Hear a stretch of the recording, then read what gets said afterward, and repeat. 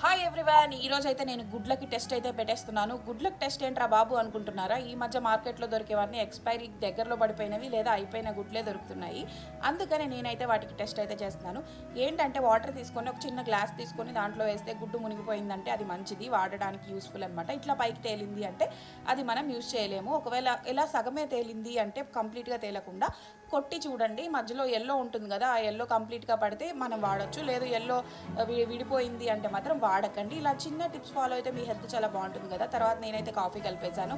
ఈలోపు మా బొడ్డోడు అయితే గోలగోల అయితే చేసేస్తున్నాడు అనమాట. వాడి గోల తట్టుకోలేక వాడికి ఒక చిన్న ఫ్రూట్ ఇచ్చాను, కర్బూజా అనమాట.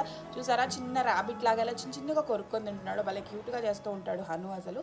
తర్వాత అయితే నేనైతే ఎగ్ కర్రీ అయితే రెడీ అయిపోయింది.